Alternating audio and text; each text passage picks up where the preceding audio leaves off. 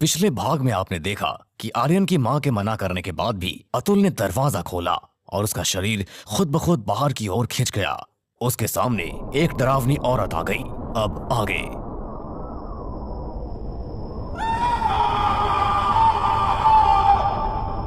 अतुल की दर्दनाक चीख पूरे जाखोल गांव में गूंज उठी। उसकी चीख सुनते ही गांव के सन्नाटे में और ज्यादा डर भर गया। आर्यन और पूजा दोनों बुरी तरह से घबरा गए और तेजी से घर के बाहर की तरफ भागे। पीछे से आर्यन की मां की डरी हुई आवाज गूंजी, बेटा बाहर मत जाओ। लेकिन आर्यन और पूजा ने उनकी बात नहीं सुनी और अगले ही पल घर से बाहर निकल गए। बाहर का दृश्य दिल दहला देने वाला था। चारों तरफ घना कोहरा फैला हुआ था। ठंडी हवाएं तेज से चल रही थी और सामने वही लंबा घूंघट डाले भयानक औरत खड़ी थी। उसके उल्टे पैर मिट्टी पर घिसट रहे थे। उसकी भारी पायलें सन्नाटे में डरावनी आवाज कर रही थी। आर्यन और पूजा डर से कांपने लगे। तभी ठंडी हवा का एक तेज झोंका उठा और उस घूंघट वाली औरत का घूंघट हवा में उड़ गया। अगले ही पल उसका सड़ा हुआ भयानक चेहरा पूजा के सामने आ गया। उसकी पीली आंखें अंधेरे में चमक रही थी। लंबे नुकीले दांतों से सड़ी हुई बदबू निकल रही थी। यह दृश्य देखते ही पूजा की दिल दहला देने वाली चीख रात के सन्नाटे को चीर गई। अगले ही पल एक भयानक धमाका हुआ। भाग! और वो डरावनी औरत कोहरे में गायब हो गई। पूजा की आंखों के आगे अंधेरा छा गया और वो बेहोश होकर जमीन पर गिर पड़ी। आर्यन तेजी से अतुल की तरफ भागा, लेकिन अगले ही पल उसके कदम वहीं रुक गए। अतुल की सांसें थम चुकी थी। उसकी आंखें फटी हुई थी। ऐसा लग रहा था मानो मरने से पहले उसने कोई बेहद खौफनाक दृश्य देखा हो। कुछ देर बाद आर्यन की मां और पिता भी बाहर निकल कर आ गए। बेटा मैंने तुझसे कहा था कि यहाँ मत आना। जिस बात का डर था वही हुआ। वो घूंघट वाली तेरे दोस्त को तुझसे छीन कर ले गई।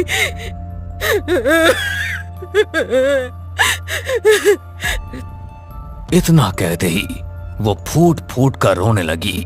दूसरी तरफ आर्यन के पिता पूजा के चेहरे पर पानी डालने लगे। कुछ देर बाद पूजा को होश आया। जैसी उसकी नजर अतुल की लाश पर पड़ी, वो भी जोर जोर से रोने लगी।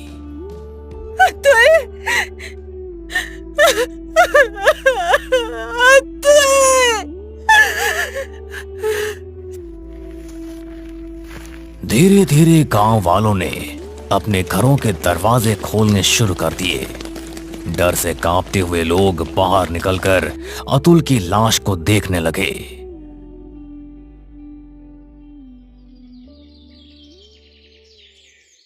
अगली सुबह अतुल की लाश गांव के चौराहे पर रखी हुई थी।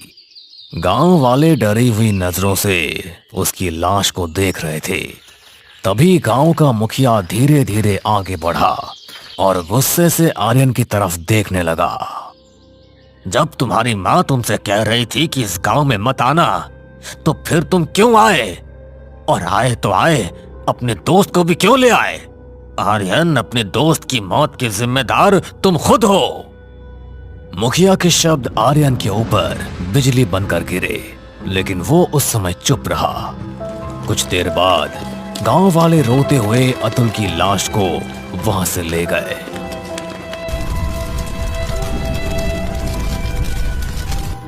आर्यन पूजा को लेकर घर वापस आ गया। पूजा अब भी सदमे में थी। वो फूट फूट कर रोने लगी। काश मैं तुम्हारी माँ की बात मान लेती तो आज हमारा दोस्त अतुल जिंदा होता। आखिर कौन थी वो भयानक औरत? आर्यन की आंखों में आंसू भर आए। उसने अपने आंसू पोंछे और अपनी मां की तरफ देखने लगा। जो भी है मैं उसे खत्म कर दूंगा। उसने मेरे दोस्त की जान ली है, मैं उसे नहीं छोड़ूंगा। उसे इसकी कीमत चुकानी पड़ेगी। बेटा, पिशाचों और चुड़ैलों का सामना इतनी आसानी से नहीं किया जाता। पिछले 50 साल से वो हर अमावस्या की रात आती है और किसी न किसी को ले जाती है। लेकिन आर्यन चुप रहा। उसकी आंखों के सामने बार बार अतुल का चेहरा घूम रहा था। अगली सुबह आर्यन अपने घर के बाहर चुपचाप बैठा हुआ था। तभी गांव की एक बहुत बूढ़ी औरत लाठी टेकते हुए वहां पर आई। वो आर्यन के पड़ोस में रहती थी।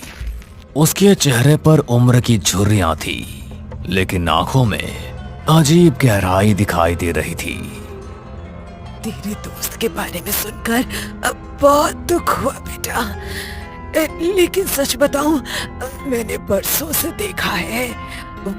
वो घूंघट वाली आती है और गांव वालों की जान लेकर चली जाती है, लेकिन किसी गांव वाले की हिम्मत नहीं होती कि अगले दिन उसके बारे में बात भी करे। कल मैंने तेरी और तेरी माँ की बातें सुनी थी। तू उसे खत्म करने की बात कर रहा था। हाँ, और मैं अभी भी अपनी बात पर कायम हूं, लेकिन समझ नहीं आता मैं शुरुआत कहां से करूं। बूढ़ी औरत धीरे धीरे आर्यन के करीब आई। चाखोल गांव की पहाड़ी पर एक अघोरी रहते हैं। वो बहुत शक्तिशाली है। तुझे जाकर उनसे मिलना चाहिए।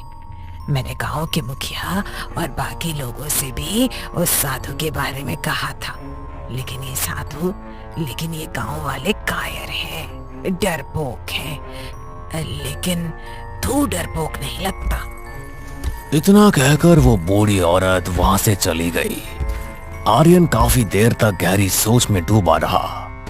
उसके दिमाग में बार बार अतुल की मौत और घूंघट वाली स्त्री का भयानक चेहरा घूम रहा था। कुछ देर बाद वो धीरे धीरे उठकर घर के अंदर चला गया। शाम का समय हो चुका था। पहाड़ों के पीछे सूरज डूबने लगा था और जाखोल गांव पर फिर से ठंडी वीरानी उतरने लगी थी। तभी आर्यन पूजा के पास आया। चलो मेरे साथ। पूजा ने हैरानी से उसकी तरफ देखा, लेकिन कुछ नहीं पूछा। दोनों जैसे ही घर से बाहर निकलने लगे, तभी पीछे से आर्यन की मां की आवाज आई। कहां जा रहे हो तुम दोनों? लेकिन आर्यन ने अपनी मां की बात का कोई जवाब नहीं दिया और पूजा को लेकर घर से बाहर निकल गया। धीरे धीरे दोनों गांव के घने जंगल की तरफ बढ़ने लगे। शाम अब रात में बदल चुकी थी। चारों तरफ घना कोहरा फैला हुआ था। जंगल में अजीब सी वीरानी पसरी हुई थी। ऊंचे ऊंचे पेड़ों के साए अंधेरे में किसी राक्षस की तरह दिखाई दे रहे थे। ठंडी हवा पेड़ों से टकराकर ऐसी आवाजें पैदा कर रही थी मानो जंगल में कोई रो रहा हो। जैसे तैसे रात गहराती जा रही थी। पूजा का डर भी बढ़ता जा रहा था। दूर कहीं उल्लुओं की आवाज गूंज रही थी।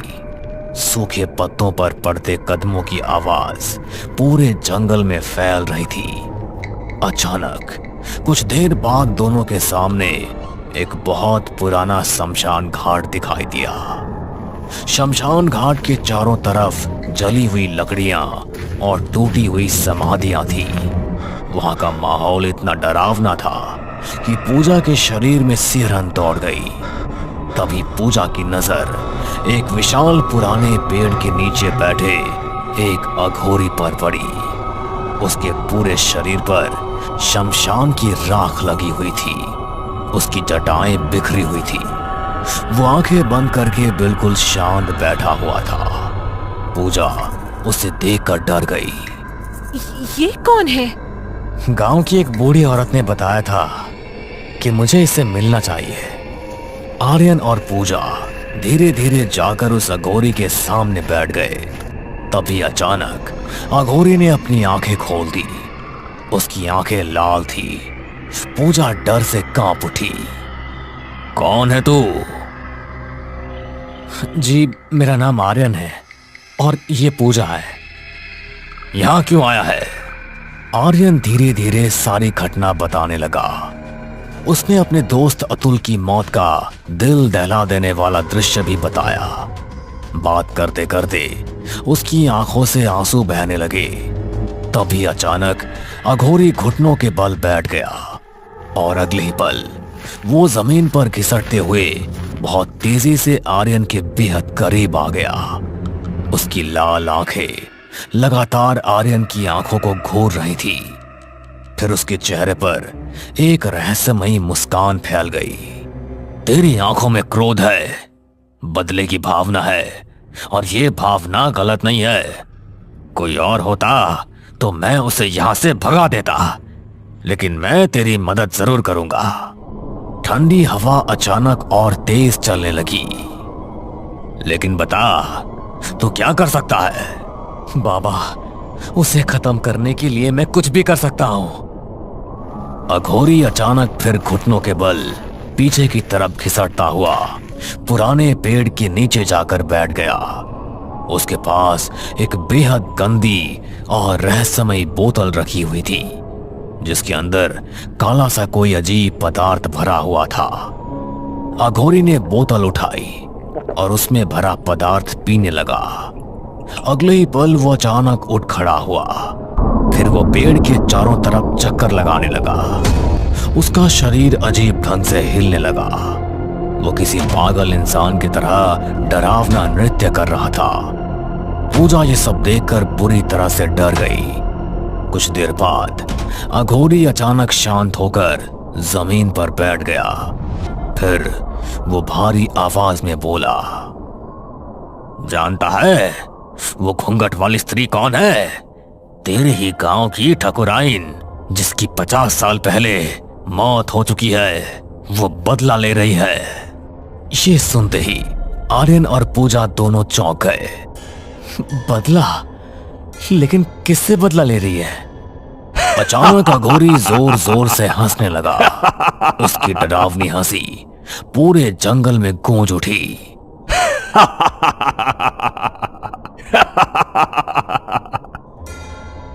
फिर अगले ही पल वो अचानक गंभीर हो गया। कहते हैं पुरखों के पापों की सजा आने वाली पीढ़ियां भुगतती है। तेरे गांव जाखोल के साथ भी यही हुआ। तेरे पुरखों ने गलती की थी और उसकी सजा आज तक मिल रही है। मैं तुझे सब बताता हूं। इतना कहकर अघोरी आसमान की तरफ देखने लगा। ऐसा लग रहा था मानो वो किसी बहुत पुरानी याद में खो गया हो। अगले ही पल उसकी भारी आवाज आर्यन और पूजा के कानों में गूंजने लगी। दोनों को ऐसा महसूस होने लगा मानो बहुत दूर से कोई कहानी सुनाई दे रही हो। ये बात 50 साल पुरानी है। उस समय तेरे गांव जाखोल में ठाकुर रतन सिंह रहा करता था। ठाकुर रतन सिंह की एक बहुत सुंदर पत्नी थी, लीलावती, जो गांव वालों का बहुत ख्याल रखती थी। गांव वाले उसे सम्मान से ठकुराइन कहकर बुलाते थे। ठाकुर रतन सिंह की हवेली में एक बहुत सुंदर और भोला नौजवान भी रहता था। इसका नाम पवन था। वो ठाकुर के बगीचे की देखभाल करता था। ठकुराइन लीलावती अक्सर उसकी मदद किया करती थी और उसे अपने छोटे भाई की तरह मानती थी।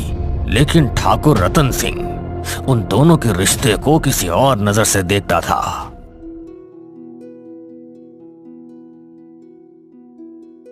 जाखोल गांव में ठाकुर रतन सिंह की एक बहुत बड़ी हवेली थी। हवेली के बाहर एक सुंदर बगीचा था, जहां रंग बिरंगे फूल खिले रहते थे। उसी बगीचे में ठाकुर रतन सिंह की पत्नी लीलावती खड़ी थी। वो हमेशा लंबे घूंघट में रहती थी। उसके सामने पवन नाम का एक सुंदर नौजवान खड़ा था, जो हवेली की बगीचे की देखभाल करता था। तुम्हारी माँ की तबीयत कैसी है पवन? जी ठाकुराइन, अब ठीक है। अगर आप समय पर मेरी मदद नहीं करती तो मैं अपनी माँ का इलाज कभी नहीं करा पाता। तभी वहां ठाकुर रतन सिंह आ गया। मैंने तुमसे कितनी बार कहा है, मुझे तुम्हारा पवन से बात करना बिल्कुल पसंद नहीं है। उसने गुस्से से पवन की तरफ देखा। यहां से दफा हो जा, और दोबारा अगर हवेली के आसपास भी दिखाई दिया ना तो तू जानता है कि मैं क्या कर सकता हूं। पवन डर गया और तुरंत वहां से चला गया। ठाकुर रतन सिंह गुस्से में हवेली के अंदर चला गया। कुछ देर बाद लीलावती भी वहां आ गई। आपको क्या हो गया है? तुम्हारे और पवन के बीच कुछ चल रहा है। तुम्हें क्या लगता है मैं बेवकूफ हूं? हाँ? ये सुनते ही लीलावती को भी गुस्सा आ गया। मैं सब कुछ बर्दाश्त कर सकती हूँ, लेकिन अपने चरित्र पर उठी उंगली बिल्कुल बर्दाश्त नहीं कर सकती। गांव वालों की मदद करना और मेरे मना करने के बावजूद भी पवन की मदद करना आखिर किस बात का संकेत है? मैंने फैसला कर लिया है, अब मैं तुम्हें बर्दाश्त नहीं कर सकता। मुझे दूसरी शादी करनी है। तुम यहां से निकल जाओ। ये सुनते ही लीलावती पूरी तरह से चौंक गई। आप मुझे किस आरोप में अपने जीवन से निकाल रहे हैं? ठाकुर रतन सिंह मुस्कुराया। मैं तुम पर सीधा आरोप लगा रहा हूं लीलावती। तुम एक चरित्रहीन औरत हो। अगर तुम सच में पवित्र हो तो जाओ, गांव में किसी एक आदमी को लेकर आओ जो तुम्हारी पवित्रता की गवाही दे सके। लीलावती की आंखों में आंसू आ गए, लेकिन वो मुस्कुरा दी। आपको क्या लगता है मैं ऐसा नहीं कर सकती? पूरा गांव मेरे पक्ष में गवाही देगा। सब जानते हैं मेरा स्वभाव कैसा है। सब जानते हैं मैं कैसी हूँ। इतना कहकर वो गुस्से में हवेली से बाहर निकल गई।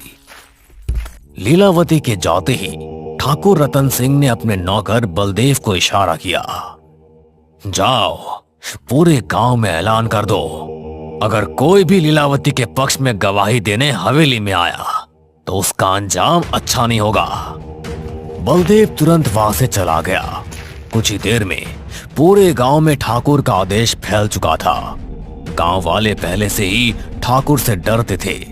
उसका आदेश सुनते ही सबके अंदर डर बैठ गया।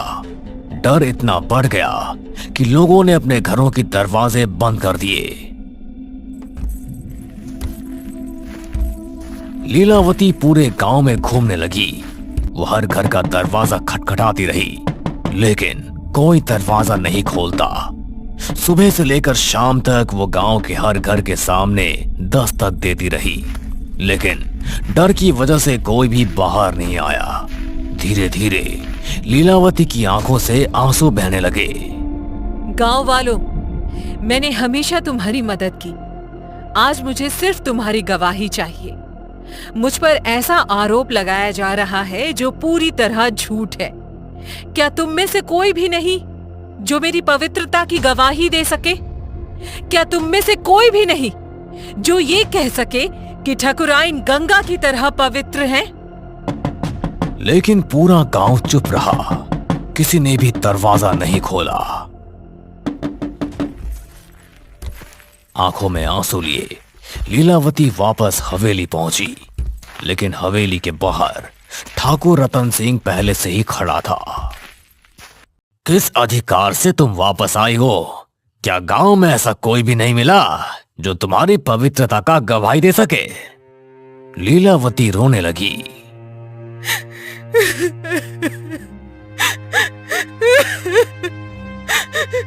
आप जानते हैं मैं गंगा की तरह पवित्र हूँ। ठाकुर रतन सिंह मुस्कुराया। अच्छी तरह से जानता हूं, लेकिन जब ठाकुर किसी को अपने जीवन से निकालने का फैसला कर लेता है तो वो करके रहता है। अब तुम मुझे पसंद नहीं हो, निकल जाओ यहां से। मुझे अब नई दुल्हन की तलाश है। ये सुनते ही लीलावती टूट गई। आंखों में आंसू लिए वो अंधेरी रात में जंगल की तरफ निकल गई। घने जंगल में चलते चलते अचानक लीलावती का पैर फिसल गया और अगले ही पल वो एक पुराने कुएं के अंदर गिर गई। उसकी चीख पूरे जंगल में गूंज उठी। कुछ देर में कुएं के अंदर उसका शव पानी में तैरता दिखाई देने लगा, लेकिन अगले ही पल उसकी आंखें खुल गई। उसकी आंखों की पुतलियां सफेद हो चुकी थी। उसके होठों पर एक शैतानी मुस्कान फैल गई। उसके बाल हवा में खड़े होने लगे और अगले ही पल उसका शरीर धीरे धीरे हवा में उठने लगा। वो उड़ती हुई कुएं से बाहर निकल आई।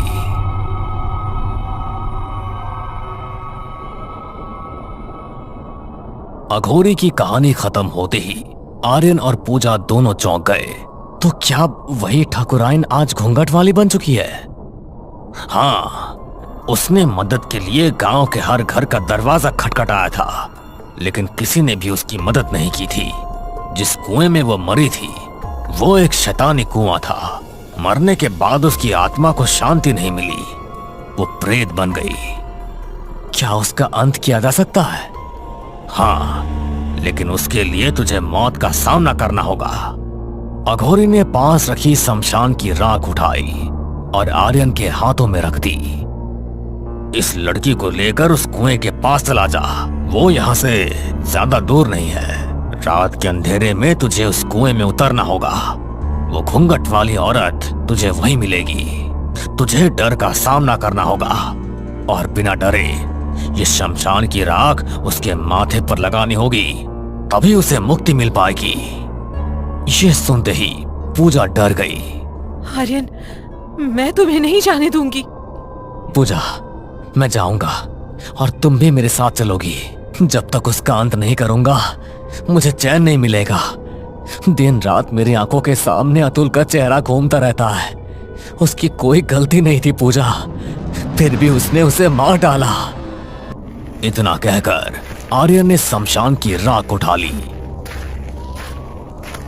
कुछ देर बाद आर्यन और पूजा जंगल के बीच बने उस प्राचीन कुएं के पास पहुंच गए।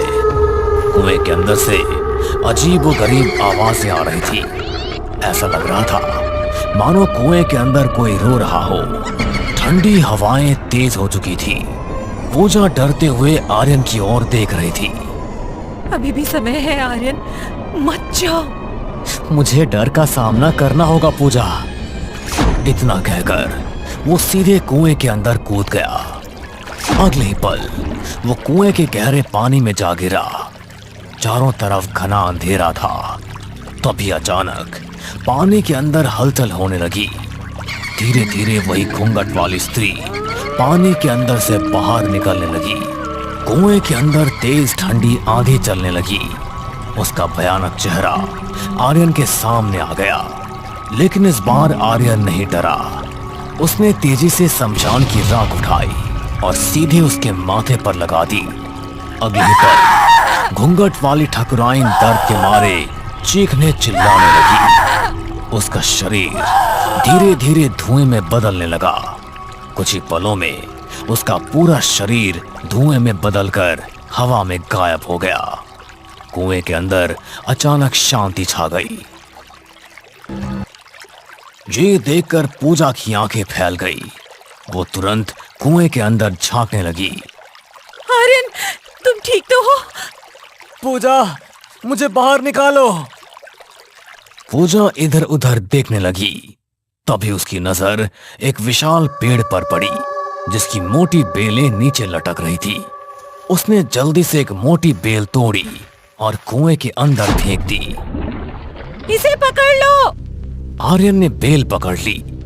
पूजा पूरी ताकत लगाकर उसे ऊपर खींच रही थी। कुछ देर बाद आर्यन कुएं से बाहर आ गया।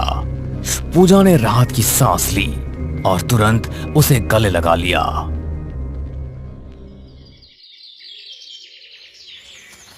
आर्यन और पूजा घर वापस लौट आए। आर्यन ने अपनी मां और पिता को सारी घटना बता दी। अगली सुबह पूरे गांव में आर्यन की बहादुरी की चर्चा होने लगी। गांव वाले अब उसे सम्मान की नजर से देखने लगे, लेकिन आर्यन के चेहरे पर खुशी नहीं थी। वो जाखोल गांव से हमेशा के लिए टूट चुका था। कुछ देर बाद वो अपनी मां और पिता के पास आया। मां, मैं पूजा के साथ वापस शहर जा रहा हूं। हम दोनों वहीं शादी करेंगे और अब मैं इस गांव में कभी वापस नहीं आऊंगा, लेकिन आप दोनों हमसे मिलते आते रहिएगा। आर्यन की मां की आंखों में आंसू आ गए। उसने अपने बेटे को गले से लगा लिया। कुछ देर बाद आर्यन और पूजा जाखोल गांव छोड़कर हमेशा के लिए वहां से चले गए। पहाड़ों के पीछे सूरज धीरे धीरे उग रहा था। जाखोल गांव में पहली बार अमावस्या के डर के बिना सुबह हुई थी। गांव के लोग अब खुलकर सांस ले पा रहे थे। लेकिन जाखोल गांव के पुराने जंगलों में आज भी रात के समय ठंडी हवाएं अजीब आवाजें करती है और गांव वाले कहते हैं अगर उस रात किसी ने सच बोलने की हिम्मत की होती तो शायद ठकुराइन कभी पिशाचिनी नहीं बनती।